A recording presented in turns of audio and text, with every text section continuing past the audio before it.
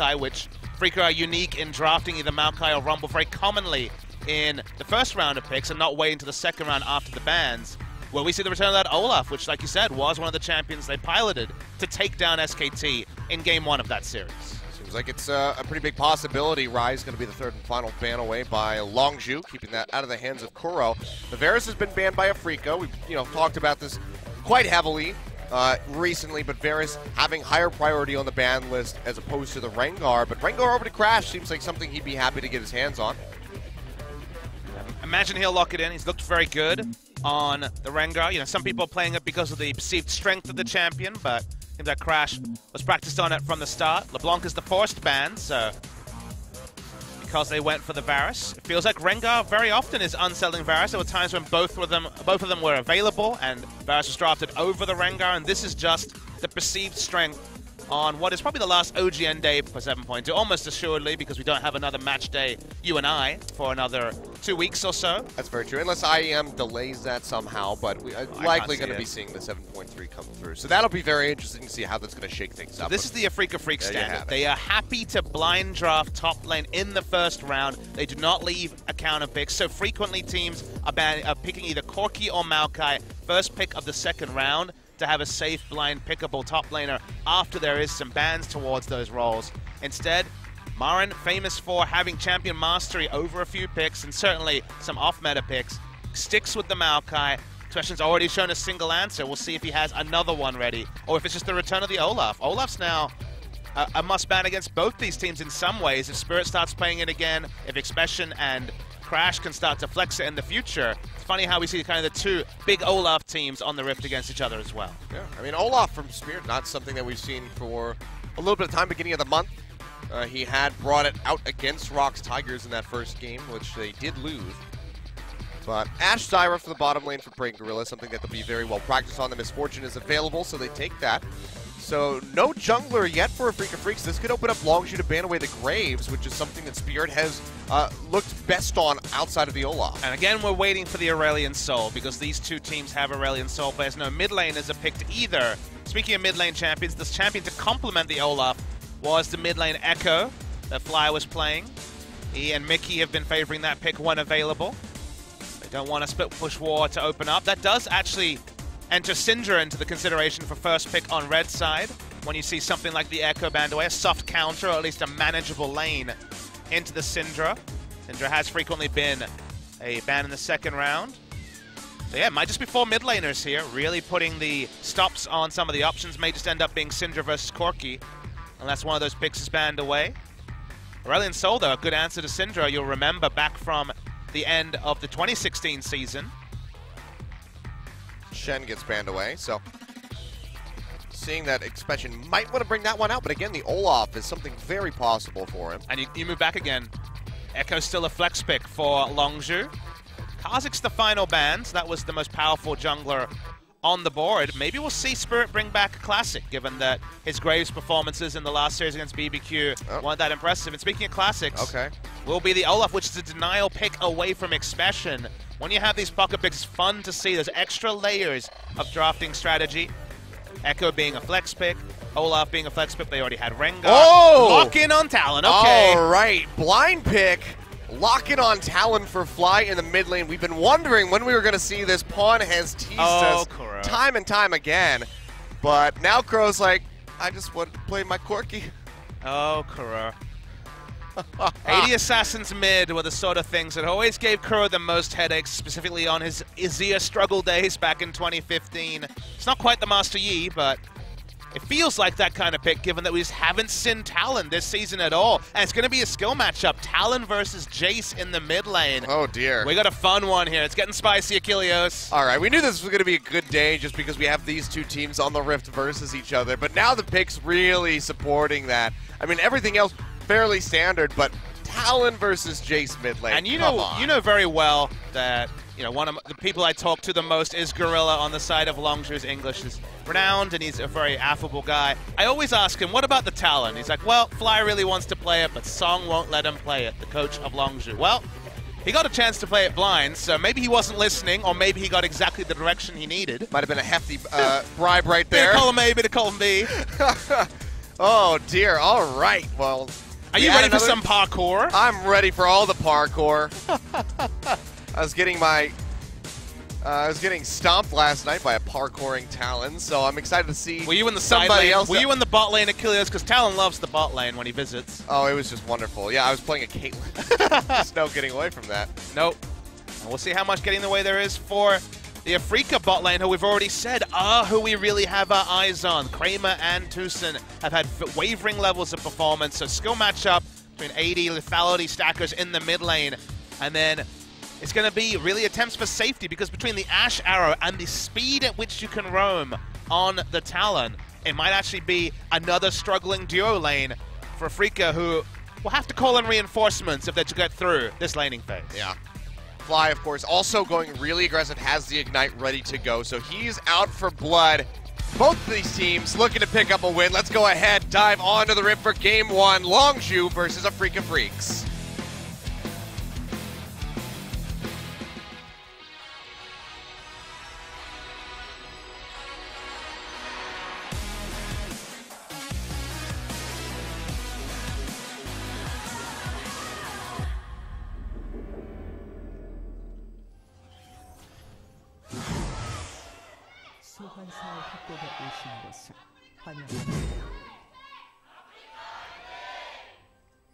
All right, well, here we go, fans. I've shown up today to cheer on their favorite team, so pretty even showing for both sides. Predictably, the Thunderlords is the mastery or keystone here for Talon. Jace will be going for Storm Raider Surge. Not the Ghost Flash Jace that Faker had so much command of Game 3 against Longzhu in that earlier series this week. We'll be going for the Exhaust. Need that Exhaust against Talon, and guess what? Talon's got Ignite, so happy times for people looking for solo kills in the mid lane. This is a bit of a ballsy pick, you have to say, by Kuro, as you put it, very heavy in the skill matchup. It is the Kuro we know, though. Like, even against Faker, he would opt into the skill matchups, consistently struggle in them, sometimes get through them.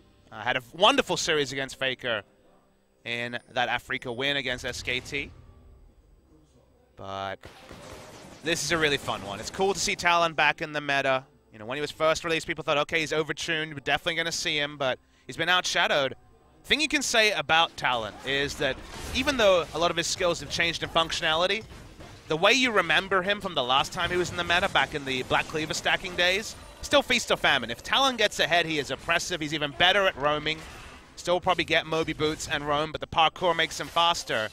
But if he gets behind, he struggles to do relevant damage. So it's really big on Fly to have that early impact and just get the snowball. And we also have to keep a track on Crash then, because honestly, both the Rengar and the Talon should be razor focused on getting the snowball started in mid lane. Yeah, and snowball is something that Longzhu kind of need here, because they are very reliant on 80 damage at the moment. Gorilla, I mean, we've seen how much AP damage Zyra can do throughout the duration of a game. But armor, definitely going to be Afrika's best friend. Yeah. Reminder that we are on patch 7.2. We're not on 7.3 yet. I was watching EU LCS, and you see Malzahar and Zyra falling out because they were both target nerfed. But on 7.2, Zyra's laning still as powerful as ever. So as you say, should be able to get into a position to do significant magic damage. Crash going for the invades. This red buff into blue, and the Raptors as well. All right, just going to start off with the Krug Spirit, now roaming over for the red. And this, to me, seems like a pre-prepared invade for Crash. He seems to have perfect knowledge of the path that was going to be taken. So it will be unseen when it comes to this steal onto the Krug camp. Spirit sees it now. He can't know for sure exactly when it was taken. He'll suspect that it was recently. Not spotted out, but Maokai under turret, so no potential gank coming through. Yeah, he pings out some warnings. He'll go ahead and get that scrying plant. Will just barely miss Crash, though, so still can't quite spot the Lion.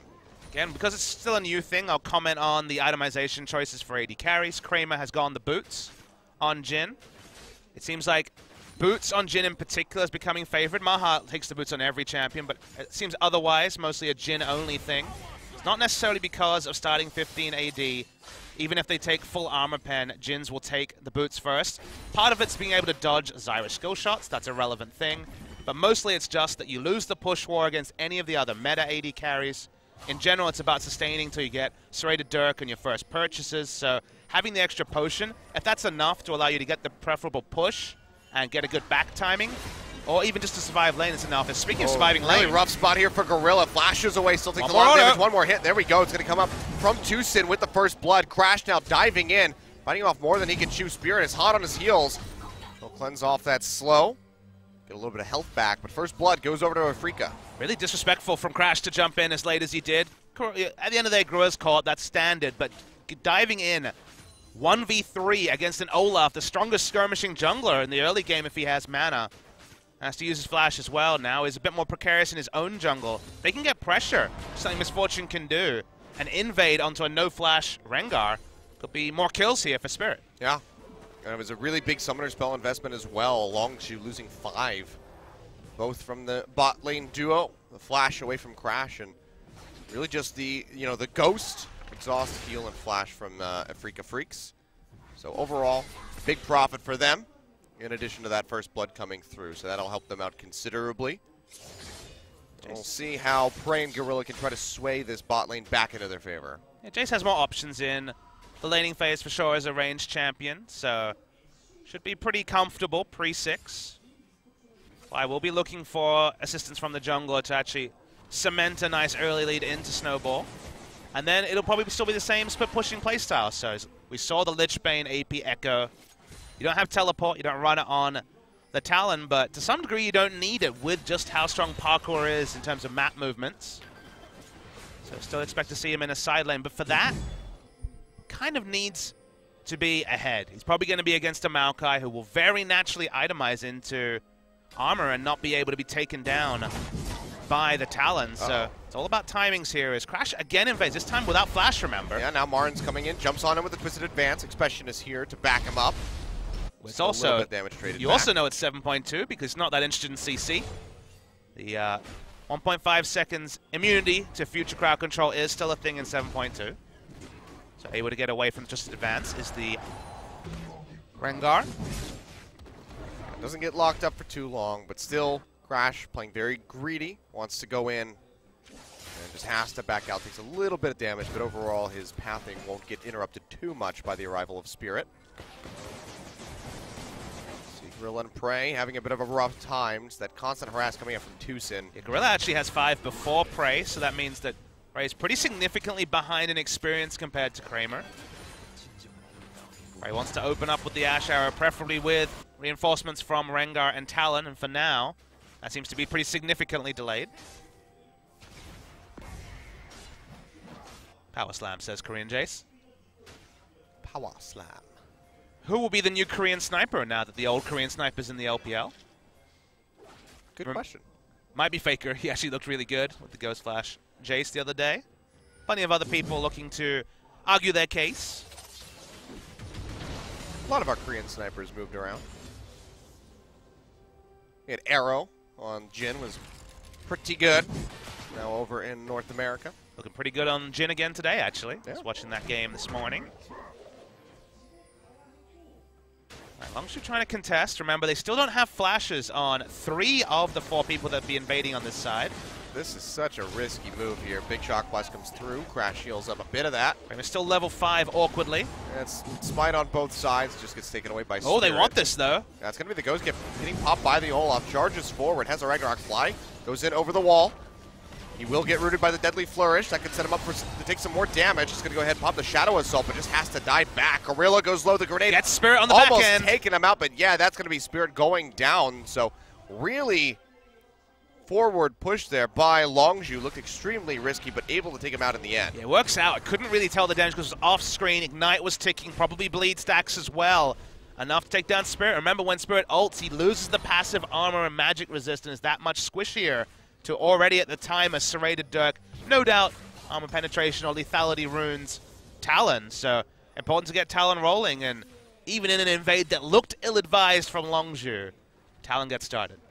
Yep, able to come out on top. Still needs to soak up a lot of CS to catch back up to Kuro where he can. That wave will help him out a significant bit. Prey Ooh. getting caught up in the bull time. You can see just chunking him down. If the root had hit there, it would have been more ticks of the bullet time. Might have been enough to force a flash at least.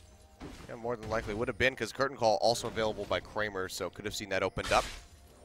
So has to play more cautiously when Gorilla's not in the lane with him, but even then we've seen how much harassment both of them are taking, so.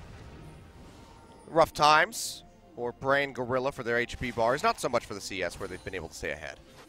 Other selection options for this Talon are pretty good, Achilles. Sure, the Maokai split push is going to be frustrating, but pushing that lane and parkour around, and suddenly, even Olaf probably isn't going to have armor until that early. Righteous Glory is what we always see Spirit go for. Cinder Hulk as well, armor will come later. We're going to see the replay, and this time we will actually see what the burst range was. So because the Deadly Flourish hits, Spirit walks up, and he dies. It's a surprising amount of damage, honestly, at the end of the day. It looked like he had a dot on him, and also it was just the bleed and ignite. But that's enough to take down 200 health on the back end after the Talon had already disengaged. Pick up that all-important kill for Fly. Yep. And the bleeds in this game have always been really hard to gauge just how much damage you're going to take. Darius especially, since his rework is a very difficult one to try to figure out. Drogo's in for a big trade on the Fly. Drops the exhaust. Crash is running in, won't be able to get in range in time. So they'll just trade back and forth. Is the Rake Max still from the Talon, as you'd expect, W and Q. Only a single point needed in the parkouring. Wall jumping, if you're unfamiliar with that term.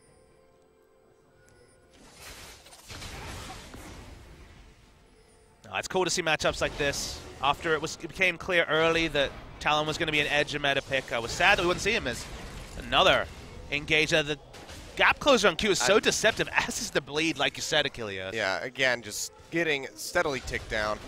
Speaking of getting ticked, and I'm going to talk about getting ticked off here for Kuro. Remember that a lot of those deaths were in the, well, this champion's never played, and him just misjudging Master Yi, these other corner of the meta picks. It felt like Kuro, when he's in an established matchup, as he was back in his Victor-only days, he knew exactly how to play every Victor matchup because he had a lot of experience on it.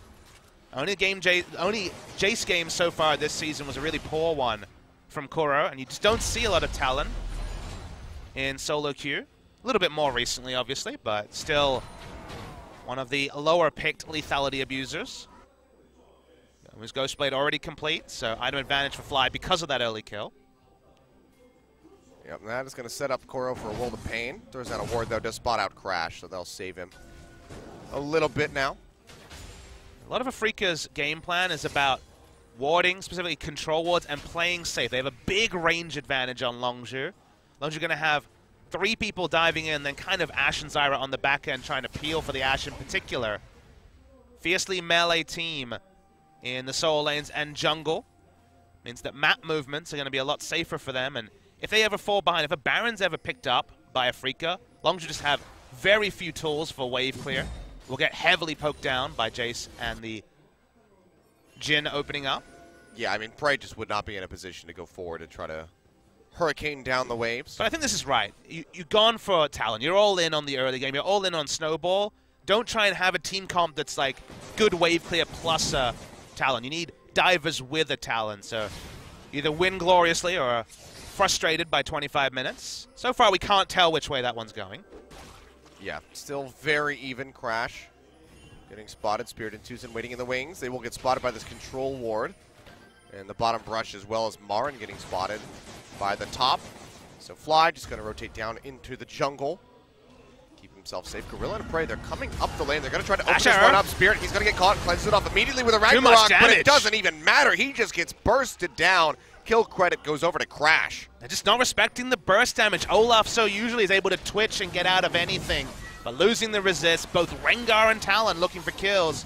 No kill credit to Talon, but certainly over to the Rengar, getting him going is ideal. Crash goes low, bullet time opened up. He's going to die, and the Dragon is still picked up by the Rengar in the end. Gorilla getting hit by multiple shots from that curtain call is going to set up for a twisted advance from Mar, and they lock him down. One more shot from Kramer ought to take him out. Right, flashing the wall, trying to get himself out to safety. There we go. Deadly Flourish not going to connect, but they can just go ahead, flash forward for this one. But still, Afrika, they have to invest so much just to come up with these kills in the bottom lane. They will get the double. Marin takes the second one, But the Dragon still goes over to Longju. Yeah, no worries there. They could take their time because Marin can always instantly drop turret aggro with the Twisted Advance with a minion wave near. Not going to answer with a turret in top. There will be a turret taken in bottom, so getting multiple objectives here, Freaka. Good dive timing. Somehow didn't get the Drake. I assume that would also die to bullet time, but I guess just perhaps the jungle item passive onto the Dragon was enough to take it down. I've seen a replay to confirm that. We'll get one now. I mean, Crash just gets killed by basically the bullet time. One shot also from the curtain call. And working out how he got it must have, again, be because there is that damage over time from auto attacks. I was actually lucky that they even got an Ocean Drake. Yeah, that is such a bizarre occurrence. The dice kind of rolled properly there for Longju to come up with that one. But Freaka, after getting that first tower gold coming through, definitely profiting from their investment. Because even just getting the kills on the Praying Gorilla, they had to dump quite a bit in. But they will be pretty happy with the exchange. Now stretching a bit of a lead, where before it was just 300 gold separating these guys, 1.4k in their favor. And, you know, that's just going to be really good for them to try to stop the ball from rolling. Crash taking a lot of harass. He'll have to peel back. Top lane's not so exciting. OG Observer, please. They don't even have teleports. As per usual. We have a GP, a Rumble, an Olaf, or Camille. Then we don't really need to be looking at the top lane. Talon's now level 11. Big spike for the Talon getting his second point in that ultimate. But where do you go now if you're Longju? Try to regain some ground in this game. They've fallen behind quite a bit after that Dragon play. I mean, kind of the issue for them is that long lanes are where Talon is happiest to be able to parkour around and look for, say, a gank onto one of these members, but they have no turrets of their own. So the fact they couldn't turret trade makes this map more narrow than the Talon would appreciate. Wants to be able to pick up stragglers, but for now, in short lanes, it is pretty difficult for Fly to do anything other than wave clear. Fishing for a bug. They hit an Ash Arrow. Alan can burst at least 70% of this Jace's HP. Exhaust will reduce that number, but you get what I'm trying to say. Yeah, Kuro still had the flash available. Seemed like too risky of an investment here for Longju. They'd have to dump out a lot just to come up with a kill on the Jace, and even then would not have an assured take on that mid-tier 1 turret, so they decide to go ahead and just peel back, get their recalls in, and they will finally be sending Fly into that bottom lane, as you said, where he will be happiest, because he can just jump around over all the walls. Yeah, super fast wave clear as well. He doesn't want to be pushing in the lane with the Maokai, even though Maokai has no armor whatsoever. So, honestly, this is the one time maybe he'd accept Maokai. Uh-oh, Gorilla in the bad spot. Here comes Spirit, just dashes his way in. Turn call gets interrupted on the back end, but it's too little too late. They want Marin. Marin's already dead. They're going to be looking for Marin. Yes, he goes low, does not have the flash available. Dredgeline connects. He's going to go down. It's a matter of who gets the kill. Will be Crash in the end. So they take him down. They're able to answer a kill on the top side of the map. But now, mid-tier 1 in a spot of bother. Especially will use the TP to come down here, try to wave clear out as best as he can. He's not much of a help in taking turrets, so Crash will probably back away just for safety. They don't get an objective there, so again, the fact that they can't take an outer turret remains an important concern for Longju. You will see Crash, and you can see it here. Was going to predict it, but now we have the confirmation. He goes offensive builds on the Rengar when he plays it. He's happy to get Youmu's. We sometimes see only Warrior Enchant as an offensive item, but he's already got 2 unique kills, so he has 2 stacks of the Bone Tooth Necklace already. He does like to build a bit of AD to be a threat on his own. Yeah, wants to be able to... I mean, he could threaten multiple members in the side of Afrika. Koro, Kramer, and Tucson, all quite squishy. So if you can get a rotation off with this aggressive build, he will certainly kill them. And given that he's going to be diving anyway, Rengar can only play in melee range in team fights. Even if he's building tank, he's looking for the CC and some damage in short range. If he builds enough damage that he's drawing an exhaust, that's one of the 2 down. And then suddenly Talon has more free target selection. Yeah, sure. Kuro's feeling it here. Doesn't have any backup, but yeah, when you pop Youmu's like that, it's enough to scare you back, as you say. Well, Fly still has his own. Holding on to that, just going to chug up on some of those potions to get himself healthy again. We can see the recall will be coming through, and Kuro starting to inch forward in CS. Looks like the Phage will be coming out for Fly, so... I know it's early on a Saturday, but don't show us Slain, please, OGN Observer. Not interested. Nothing's happened. Nothing at all. The big anchor man and the cosplaying tree aren't interesting. There's a lot of playmaking in mid. Both Gorilla and Prey have good catch potential. Crash not as well. They're only trading farm here between the Talon and Jace, which the Talon's hitting good item time is not enough to open up the sort of snowball that is dictated by Talon coming in. You don't know if Maokai is cosplaying. He might just think that he's actually a cat. It's true.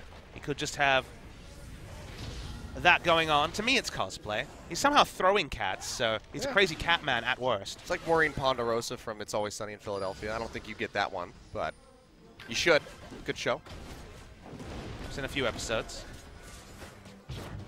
That's certainly one of the later season references. But now, Mountain Drake started up here by Afrika, whittling away at this one. Gorilla gets rooted in the back by that deadly flourish. Longzhu can't commit as hard as they want to because they don't have the Rengar ultimate. That's Fly's Ash Arrow. looking for the pinch in the back. Kuro does get locked up in the Ash Arrow, but he still can't go in. There's too many members of Afrika there. And Longzhu just can't collapse inward in time to keep the Talon safe. Yeah, Fly also doesn't have target selection, or safe target selection, as you were mentioning, so everyone backs away. Drake is disengaged from it, but this is not a disengaged move. Curtain Call comes out, Expression going to be body blocking these shots. Still will take a considerable amount of damage. He goes low. He'll have to recall. Doesn't have a TP to rejoin the fight if Afrika decides to turn right back onto the Dragon. But with Fly pressuring in onto this Tier 1 turret, looks like Afrika, they're just going to go ahead and defend their structures for now. But that last fight shows you what it's like when Longzhu don't have the ultimate on Crash. They need Crash to have the same threat, so that there's the one mind game of, wait, where's the Rengar? And the other mind game of, hey, where's the Talon? If both of them can't be backline threats purely with ultimates and mobility, then Afrika are much stronger. In a long lane, if they fight 5v5 ARAM style, Afrika are stronger. And if they set up right with vision, Afrika should be stronger. Looking to flex that right now. Crash getting locked up. Spirit goes forward, has the Ragnarok down. Singlethorns comes up, pops up Marin. Still just getting whittled away by this Ashe very steadily, but a big shield comes through to keep him safe. Bullet time forces the heal out. Double exhaust down. Stretch line down. They find two, so they take him out. That's going to be Crash diving back in over the wall. Takes a big burst of damage from the shock blast, but he's still able to make it out with his life as Marin falls. Jumping back in. Comes up with a kill onto Kuro. 4 members of Afrika Freaks go down. Longzhu coming up with a fight. It was looking really rough for them, but they're able to inch out ahead of Afrika. Explode with Baron. 4 kills, and they're going to go for the Baron. They say, Mountain Drake be damned, we want the bigger prize. We said woulda, shoulda, coulda. Afrika should have had the tools, but they overlapped exhausts onto Talon, both used, and then the re-engage. They didn't fully disengage. They ended up funneling back into AoE. Prey putting out the slows was enough to continue the fight going, and nothing for Olaf to do. Doesn't have flash, can't just walk in, no ult. Will be Baron over to Longzhu. They finally found what they were looking for, and just not in the manner that I expected. Yeah, definitely not. That looked like that was certainly Afrika's fight to be won. We'll take another look at it here. So this fight is actually purely interesting in the 3-man unit. Tucson, Kramer, and in the backline. First exhaust comes down, Fly out of the fight, dives back in. Second exhaust is down. Rengar hasn't committed. Because Longzhu didn't have to commit anything, and Fly got both exhausts down, the moment that Afrika turned, they are done for. No tanky frontline left. Maokai was dying.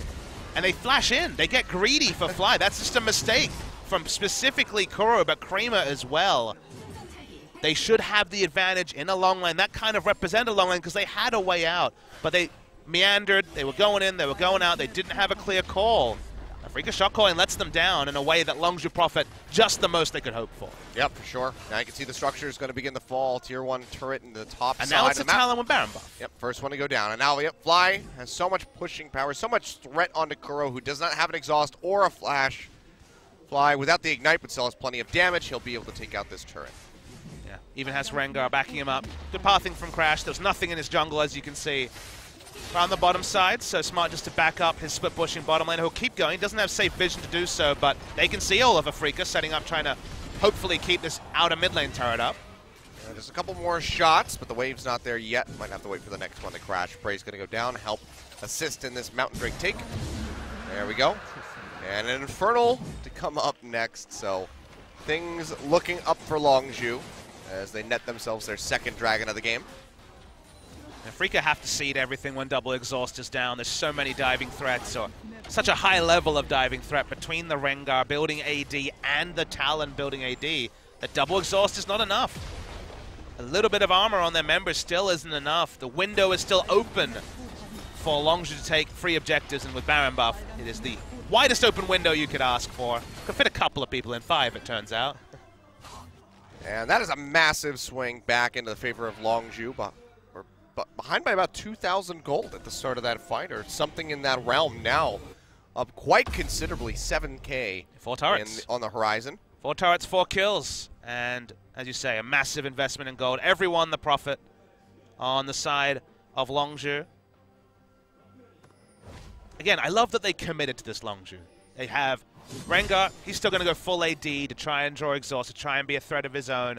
You waste everything on one assassin, it's there. If you lose the team fight we saw, you kind of probably lose the game. There's so many more options for Afrika to play defensively, wait for Maokai and Olaf to hit 2-3 armor items, and then just kind of out-sustain fights against Longzhu. But Longzhu have the trust, they have the recent results, they're in form. Oh, maybe not the target they were looking for. Crash goes in onto Tucson, exhaust comes out. Tucson will stay safe for now. Marin getting jumped on, still very tanky on the Maokai, so only gets whittled down to about half HP. Longzhu, they want to push forward, trying to whittle away at this turret, but without a wave, they're just going to have to buy more time for themselves. Just continue in team fights to keep your eyes trained on Kuro, Kramer, and Tucson. They have no armor, they are very squishy. Ninja Tabi doesn't count, sorry Kuro. They need to be on point with the exhaust, and one was actually used in that fight onto the Rengar who dived in, so relative safety of flying a team fight goes up. So now you have to choose. You're going to, use it on Fly, you're going to use it on Crash. I mean, you choose Talon, but you don't always get the free choice, right? It's not usually like, oh, which one? Oh, Marin recalling here, but Fly actually, he wants to get onto Spirit, try to pop that GA. You can see just how much damage he does, even to that Olaf with the Guardian Deep Angel. Maokai teleport. Marin, yeah, coming in way from behind. Big shock blast connects on the Crash and Prey. Safety here for Kramer. Him down, Expression. And interrupted by the Zyra ultimate. Really nicely done by Gorilla. Does interrupt the curtain call. Meanwhile, Fly, he's just going to be splitting in mid. Spirit comes to answer. Tucson will roam over. Shock blast takes out the majority of the wave, but the damage is quite significantly done. Didn't even see the cast of the Zyra ultimate. Was over the wall and worked out really, really well. Fly has plenty of walls to jump over. Yep, good reaction there by Gorilla. Prey, though, going low. Marin coming in. Jumps on a Crash. Down to half HP. Let's make it rain. Nobody's on Tucson and Kramer and Kuro, so they're free hitting, but so are Longzhu free hitting onto Marin. Everyone backs away. Stand still this time. That's the flash down from Marin. So Longzhu probably going to be decently happy with that. They'll take away this blue buff likely. Just get the waves pushing back towards the base. Recall. And spend this gold that they've picked up, because you have to expect Edge of the Night likely going to be there for Fly. And just not enough time for the armor item pickups to come in for Afrika. If I was Marin, I don't know if I invest into a Spirit Visage complete. It was his first item. Top of the Spectre's Cowl. It was Merc Treads and a completed Spirit Visage. And as you say, yeah, Spectre's Cowl, Merc Treads. I think that's enough.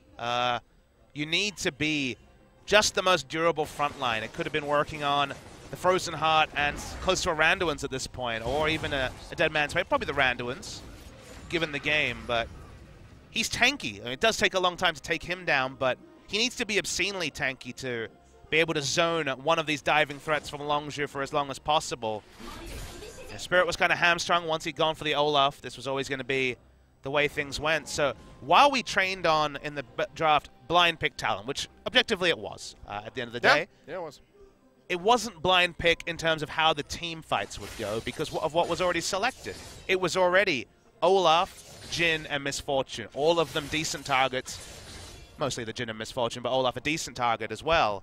So in terms of what his role was in team fights, there weren't really picks that could answer. Okay, Orianna would have provided some shielding, but if you're hitting your power spikes, Orianna's not going to have Death Cap, a second needless large rod item, and have obscenely large shields. The game plan's still the same. Jace, they went for the skill matchup. It went decently, but now it's starting to get away with a big CS advantage. So I don't think a mid lane pick changes how this game goes, despite it being, as you say, on paper, blind pick Talon.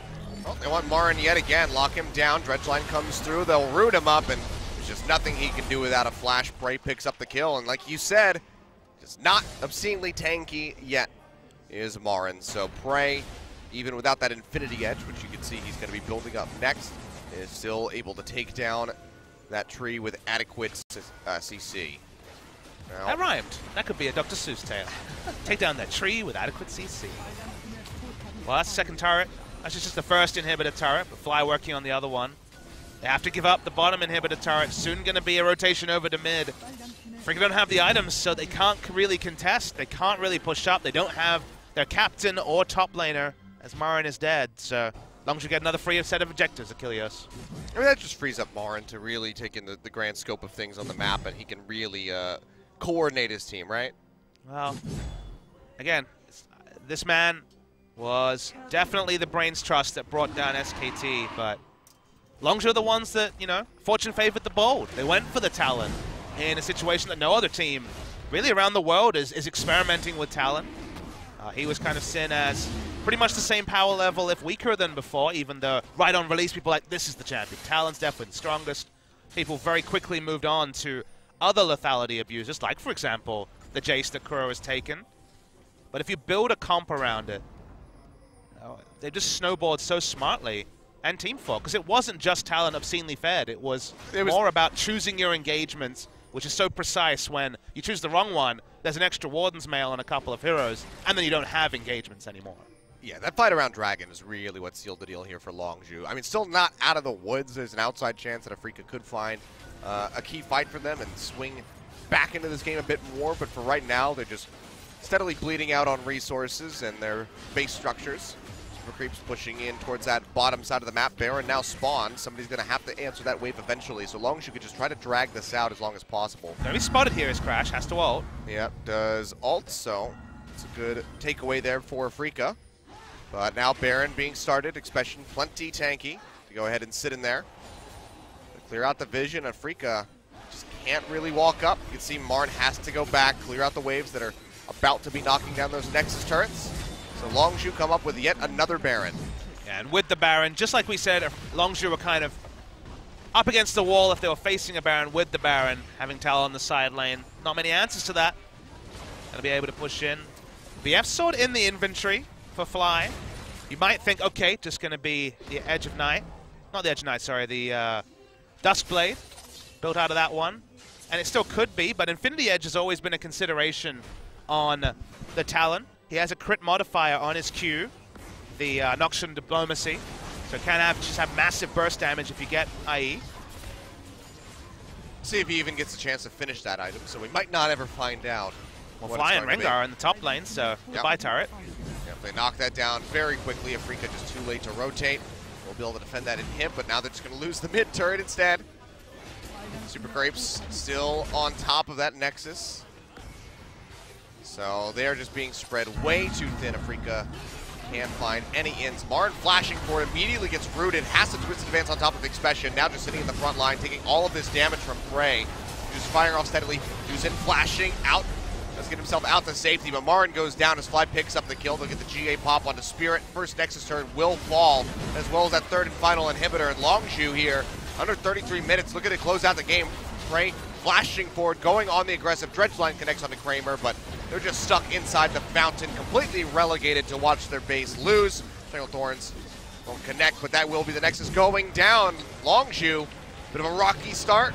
Turn things around at that Mountain Drake, come out 10-5 in the end with a massive gold lead. And you just can't help but take your hat off when you go for such an execution-heavy comp and pull it off.